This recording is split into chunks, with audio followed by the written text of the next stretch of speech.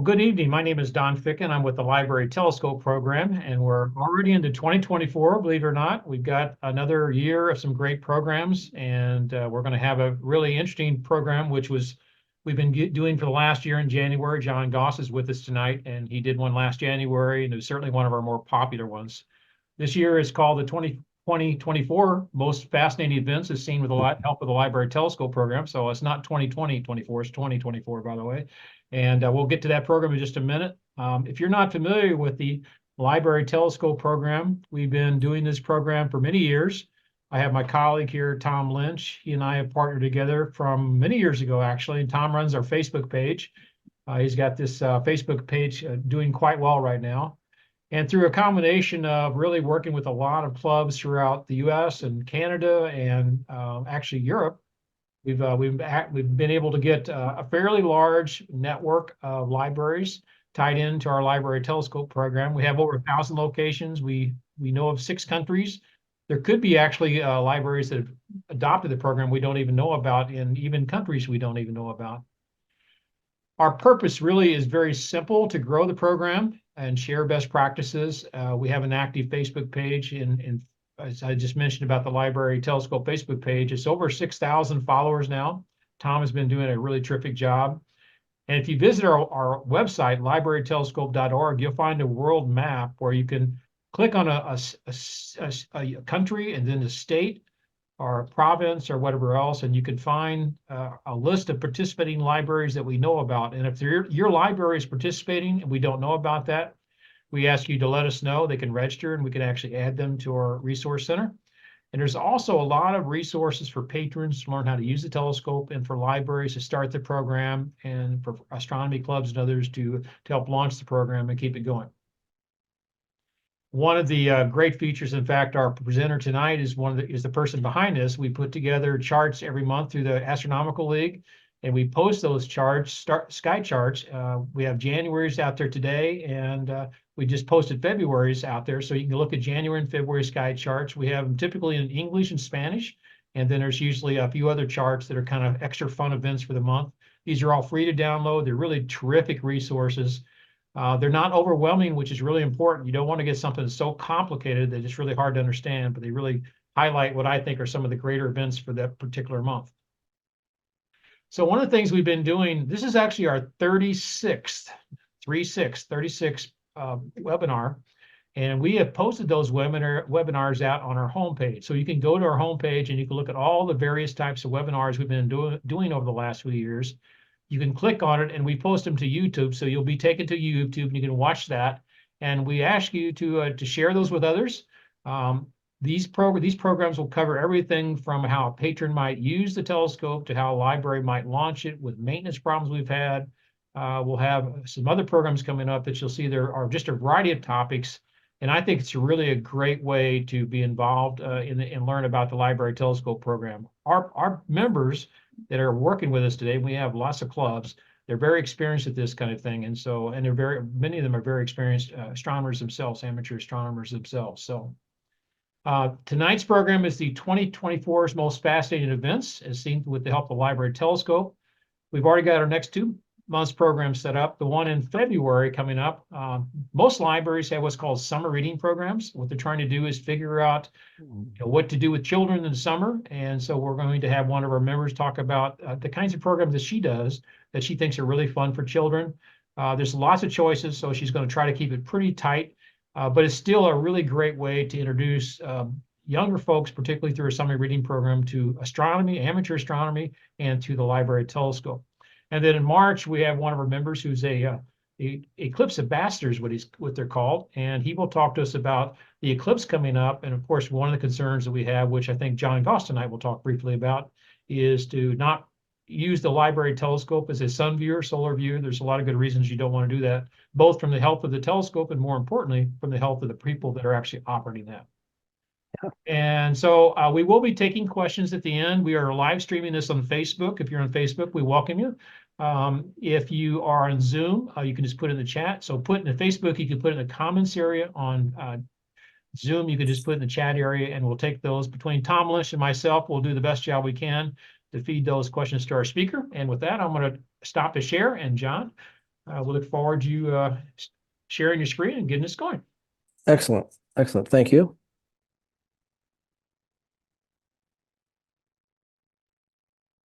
All righty. Well, thank you everyone for tuning in for this. I'm really pleased that you're all out there and doing this because I realize you could all be doing something else right now. You might So want to, this John, is you might a want to go great ahead and chance. open up. You might want to open up your screen, put a full. Looks like we can see your slides on the left-hand side. I'm not sure if you're intending that or not. So we're not seeing the No. whole screen. We're just seeing just your presentation with the slides on the left-hand side. Okay. It's probably just view slides or something like that. Yeah. Is it the view button up there, top left? There, maybe it's the Yeah. play.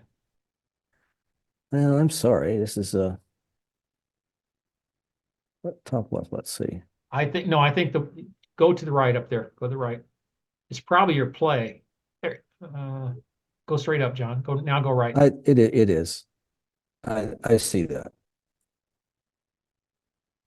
Okay, great. Now that should work right Yeah, there. perfect. That works great. Thanks. You know, the library telescope program is a great program for libraries to get into, and astronomy clubs and individuals. Now, I'm going to touch a base on some of that right now, but not a whole bunch, because I'm assuming that most of the people know about the program. But it doesn't hurt to kind of go things over quickly on this. So we will be talking about what 2024 has in store. But first, let's describe just briefly what the program is. Clubs or individuals donate a small, easy-to-use telescope to the public libraries, where patrons can check them out as they do books, take them home, set them up, find things in the sky fairly easily, and get some meaningful views out of it. The telescope is small enough so it's highly portable. As you can see, it fits in the back seat of a car. But it's powerful enough that you can see things like craters on the moons of Jupiter, rings of Saturn, some star clusters, things like that. So it's a great way to get interested, to get your foot in the door for amateur astronomy and stargazing. You know, it's great. You check the telescope out for a week or so, depending on what the library's policy is, see what you have to see, and take it back. And it's great. It reaches lots of different people that way. So what can you see with it? I'm going to jump into what 2024 offers here in just a moment, but first I'm going to talk a little bit about what you can see tonight or tomorrow night or over the next couple weeks or so. Constellation Orion is ideally situated for viewing in January, February, and March. You can see the Orion Nebula, which is what this is. This is a drawing that I did a few years ago using the lowest power of the telescope. Get a nice nebula in there. Zoom in to the highest power, and you can see that that central star really isn't one star. It is four faint stars very close together. It's called the trapezium. It's in the Orion Nebula. Also tonight, with the library telescope, you can see two stars in the belt of Orion, which is it's a really famous configuration, Orion with its belt. Its westernmost star, that is the one on the right-hand side, is called Delta. And if you put the telescope on it, you'll see that it's really two stars. It's a double star. The left-hand star is called Zeta, and it's similar. It looks similar, and it's also a double star. So these are just two things, or actually three things, including the Orion Nebula, that you can see with the library telescope in the constellation Orion. So it's a very powerful instrument in that it can be used for a lot of different things. So let's jump into what's going on in 2024, because this is actually, I've already missed one interesting configuration, which was a couple of weeks ago. In the early morning sky, we had the moon and Venus and Mercury all together in the sky. It was a really dramatic scene in a way that people could look at in the early morning. But as I said, that's a couple of weeks ago. So let's talk about what's coming up. We're going to start out with what I think, it's my opinion, is 2024's most captivating scene. Generally in early April to mid-April, there's a time in which the crescent moon is in the west-northwest sky, and it is near the Pleiades star cluster. It's near the Hyades star cluster, along with the bright star Aldebaran. So this year we have that, as you can see on the chart, April 10th and 11th, but we also have Jupiter involved. This telescope is perfect for looking at Jupiter. If you've never seen it before, if you've never seen Jupiter through a telescope before, this is a great way of doing it. Aim it at Jupiter, which is fairly bright. It's easy to find in the sky. These sky maps that Dawn mentioned earlier will contain all this information and show you how to find Jupiter or other bright objects in the sky. Anyway, aim it, put it on Jupiter, and on the 10th, this is what you're going to see. You can see in the lower left-hand corner, you got Jupiter, and it's 4 of its moons, which orbit the planet, and they're in different positions each night. In fact, they change a little bit hourly. So if you come back an hour or so from now and look again, you'll see the moons have been shifted just a little bit. But this is on April 10th. Now on April 11th, the Jupiter's moons will have shifted significantly, but I'm not showing it on this slide. Instead, I'm showing the crescent moon. And there are 4 craters right along the terminator, that's the night-day edge of the moon, Langrenus, Vendelinus, Petavius, and Funarius. These craters are all about the same size. As you can see, they're all right in a row on the terminator. They're about 100 miles, I think 80 to 110 miles in diameter, depending on the particular crater. Petavius is interesting because you can see, remember, this is you can see this with a library telescope. You can see its central mountain peak there.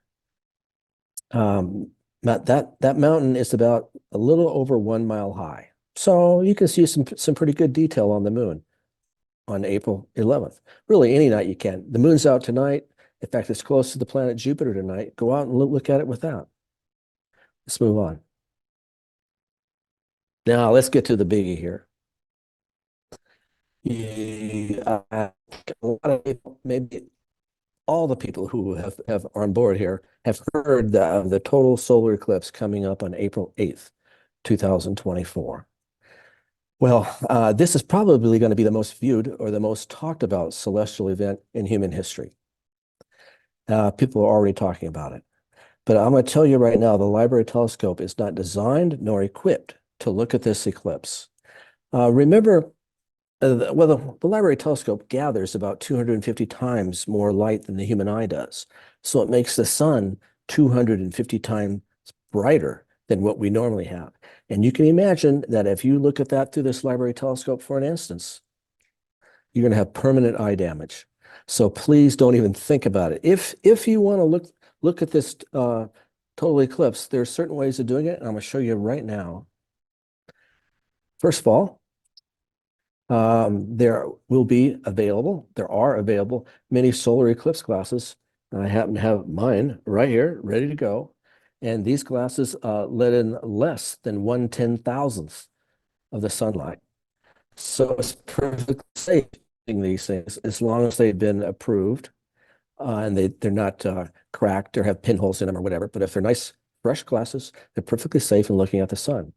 The sun's size in the sky is almost exactly the same size angularly as the full moon. So you're all aware of how big or how small, depending on how you look at it, the full moon is in the sky. Well, when you look through these glasses at the sun, that'll be the same size. In fact, you will have the moon slowly covering up the sun on that day. But so this is what you want to use, something like this. Another thing that you don't want to do, next slide, please, is that some people think, oh, well, I got these cool solar eclipse glasses. I'll just point the telescope at the sun and put the glasses on, and that'll be safe. No, no, no, no, no. Because I just said that the sun's light is 250 times more intense through this telescope than just straight visual observing. So those glasses, the sunlight will melt those glasses quickly, and then boom, bad news. The telescope's not designed for it. The glasses certainly aren't designed for this application. So don't use these glasses with any type of optical aid other than your eyeglasses. That's okay, your prescription glasses there. Keep that in mind. Let's move on to stuff you can see. Okay, let's hop to July 13th. At about 10 o'clock Eastern Daylight Time, the first quarter moon will be inching towards the bright star Spica, which I think they'll be in the west southwest at this time. And if you watch closely, you'll see the moon slowly move up to Spica. And when I mean slowly, it's going to take 10 or 15 minutes to progress from where you see it in this diagram to actually cover up the star Spica. This helps illustrate the true eastward orbital motion of the moon. We like to think that the moon rises in the east, sets in the west, so we think it moves across the sky in a westerly direction. Well, it does in the sense that the Earth is rotating to cause it to do that. But when it orbits the Earth, it's also going in an eastward direction, which is what occurs here. The moon is able to cover up Spica, covers it up for about an hour, and then Spica pops out the other side. However, I'm sorry, this is for the East Coast and central US. West Coast people, no, sorry, you aren't going to see this one. Let's move on.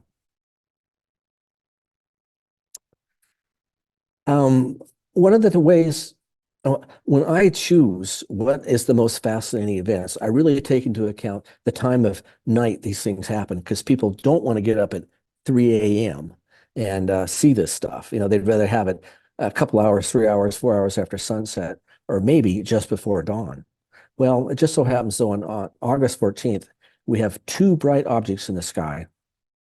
In the eastern pre-dawn sky, we have Jupiter, very bright, Mars, not quite as bright as Jupiter, but still very noticeable. They will be right next to each other in the sky. And that's an intriguing sight to look at either through binoculars or through the library telescope. And this is a good shot of how it will look through the telescope at a medium to high power of the telescope. Again, you have Jupiter and its four moons all right in a row. They will be in a different position than they were a few months earlier. They're in a different position every night. In fact, every few hours, they change just a little bit. But you can see, you'll be able to see its four moons. And then to its upper left, you'll see a bright red little disk, tiny disk object, and that's Mars. You come back the next morning, Mars will have moved quite a bit to the, on this diagram, it will be to the lower left, because Mars is passing Jupiter in the sky. But that's something to look at, something pretty cool for you. Jump ahead. Partial lunar eclipse.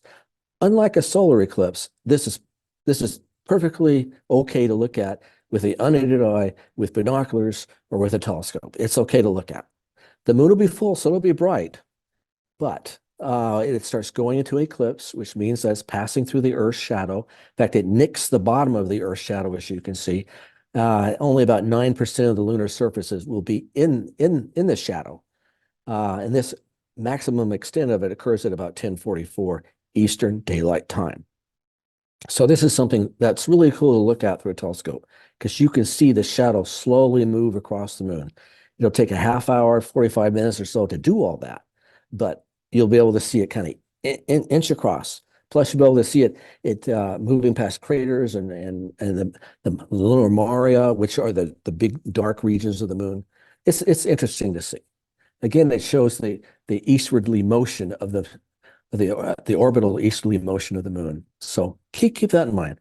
September 17th. Hope it's clear. Now, this is something I didn't know if I should include or not, because this is a big guess here. For those of you who are familiar with comets, you'll know that most of them fizzle out. They turn out to be a dud. And you wonder what all the hoopla is about. Well, we got one coming up, Comet Chuchinshin, which will be in the mid-October till late October. Right now, astronomers are looking at this comet. They can see it with large telescopes. We can't see it with the unaided eye at all yet. But they're looking at it through large telescopes, and they know how far away it is from the sun and the Earth, and they're predicting it's going to be a good show, which means that perhaps we'll have a nice starry comet, which is the head will be kind of a bright star-like, and the sweeping tail coming out, and it'll inch across the sky throughout the second half of October. Also in the sky at that time, we'll have a bright star Arcturus, which is the second brightest star that you can see from the northern hemisphere, and bright Venus. I shouldn't even use the word bright. Venus can be fairly brilliant, so it's easy to find.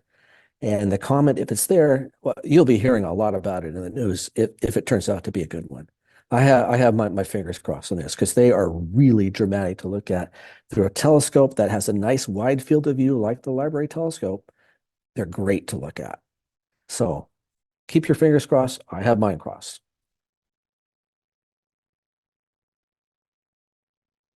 Next one, November 5th. Generally in late November, well, from early November through late November, not really into December though. If you have the Lagoon Nebula is interestingly placed in the sky because it's in the southwest. It's not that easy to find if you don't know right where to look. But if you have a great guide object, which is brilliant or very bright star, perhaps, well, not a star, but planet like Venus, it makes it easy to find because Venus will be obvious to see in the sky. You point the telescope at Venus, and to its upper right will be the Lagoon Nebula, which will be a hazy and cloudy looking spot in the sky with a bunch of stars embedded in it. It's an interesting sight. You know, this thing is like 6,000 light years away, and it's a star forming region. So meaning that in X number of years from now, like another 100,000 years from now, look at it again, there'll be a bunch more stars there. Of course, we can't wait that long. But this is a good thing to see through the library telescope. In fact, this will give you a taste of what amateur astronomy really is about, seeing things that pretty unfamiliar to you, but yet really have an impact on your concept of the cosmos. Because here you have this nebula right in front of you. Library telescope is a good thing to use for that. It's November 5th. What else we have here? I'm trying to forget some of these things. Oh, okay. Um, just about everybody likes looking at Saturn. Unlike Jupiter and Venus, Saturn isn't blazingly bright. It's as bright as the brighter stars, but sometimes it's kind of hard to identify which star that actually or which star-like object that actually is. Is that really Saturn? Well, it helps to have a guide to help you with that. If the moon sits right next to the planet, you'll be able to know immediately. July 23rd and 24th, the moon lies next to Saturn. There's a reason why I'm getting to this, going through this. August 20th, September 16th, October 14th, November 10th, and the 12th of December. I mean, the 7th of December. These are good times to find Saturn because the moon points it right out to you. And it's something like this. On November 10th, Saturn happens to be right smack next to the moon. For most of us in the US, Saturn will be kind of above it, or from my angle here to the upper right of the moon, just by a hair. But if you live in South Florida, the moon occults Saturn, which means that it actually passes in front of Saturn, similar to how the moon passed in front of Spica, the star Spica, earlier in the year. Well, this is passing in front of a planet, which is pretty dramatic to see through a telescope. But that's only in South Florida or south of the United States. But for most of the United States, you'll see Saturn right above the moon. That in itself is pretty interesting to see. One thing I like noticing, situation like this, you got the moon, you're familiar with it, you know how bright it is. Well, you look at Saturn and you'll see what its surface brightness is compared to the moon, which one's brighter and which one's dimmer. And you're going to see that Saturn is a little bit brighter surface brightness than the moon has, even though Saturn's, as an object in the sky, is quite a bit dimmer. So mark that on your calendar. That'll be interesting to see. Again, you have the moon and Venus, the two bright objects. When they're together, they create really quite a few, they create a really striking scene. Striking enough that casual observers who know nothing or not much about the night sky will gaze at them and think, hey, what's going on there? There's the moon, obviously. Well, what's that big bright object right next to it? It's pretty striking to see. Picture here on December 4th. Crescent moon, interesting to see. Well, you'll notice that there is a kind of in the lower on the moon, excuse me, on the moon, on the lower right-hand side of it, there is a dark circular region. That's called Mare Crisium, and it's a plane, a flat plane on the moon. One of the things it's famous for you people who remember the Apollo moon landing, when Apollo 11 landed on the moon, there was a lot of big commotion also in the news about a Soviet spacecraft racing to the moon. And people were thinking, what is it going to do? It's going to land on the moon and, beat our astronauts.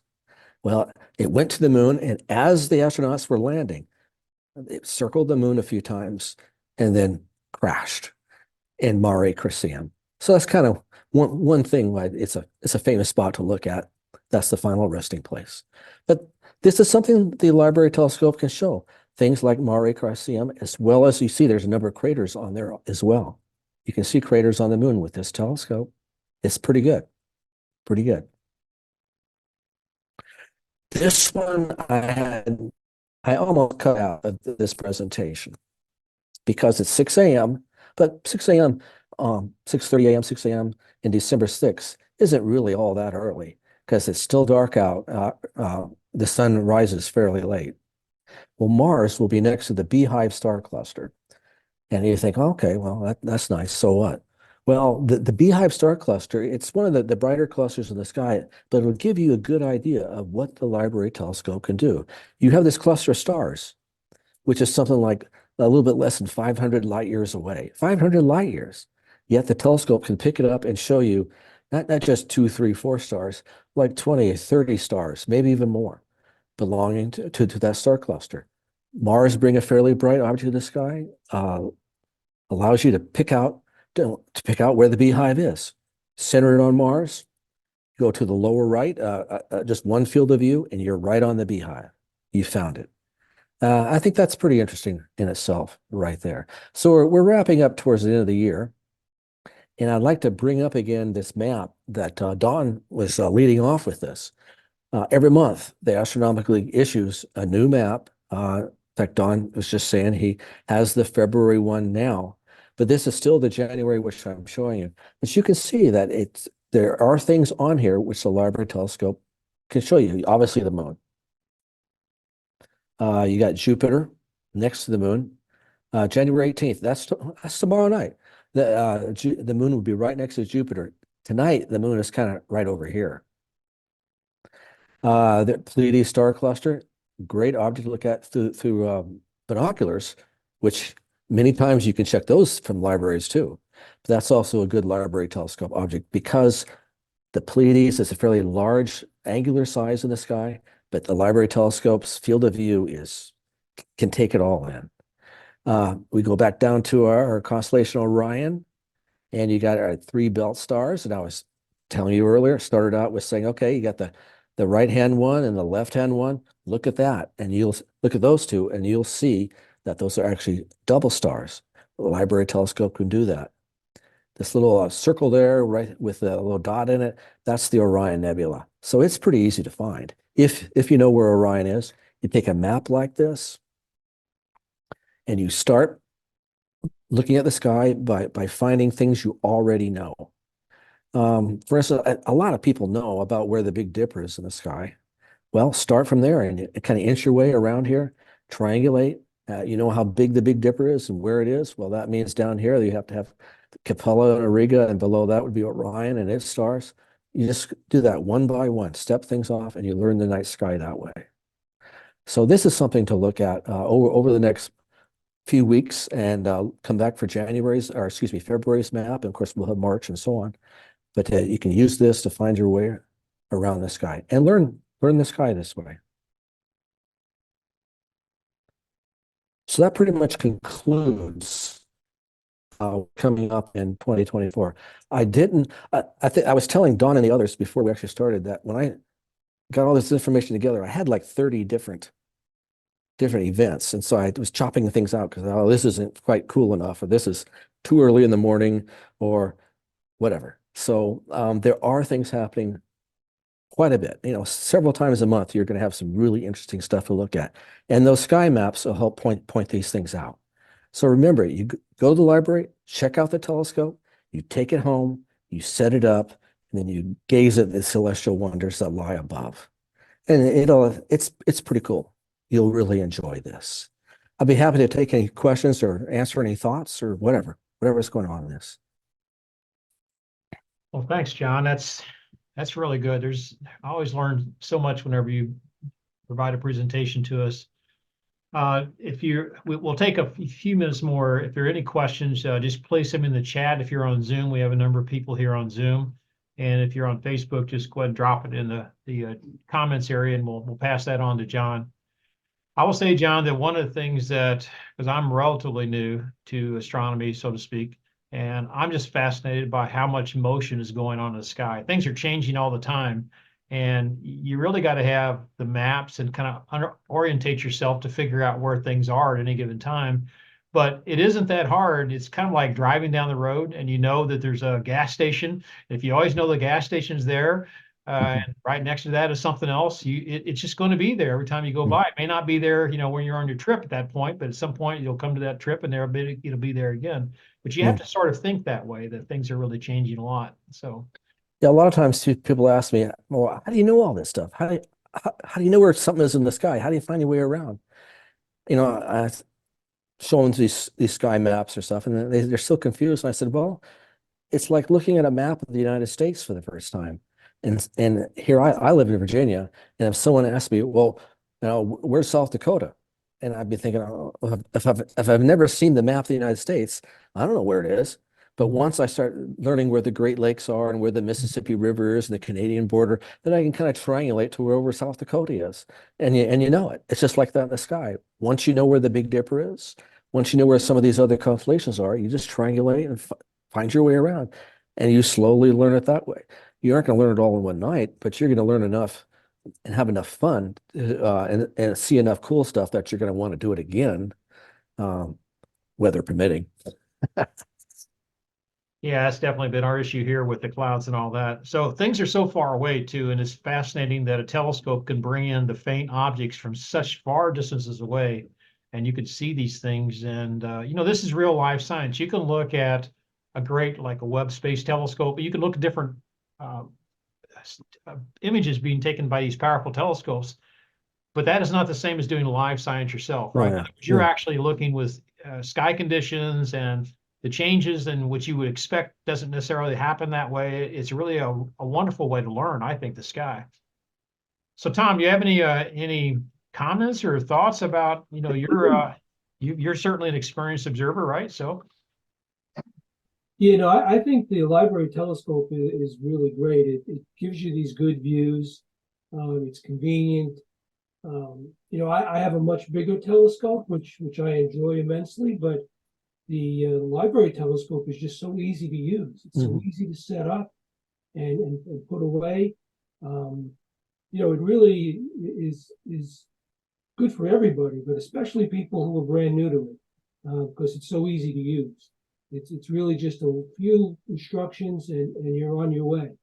And it just gets better and better as John and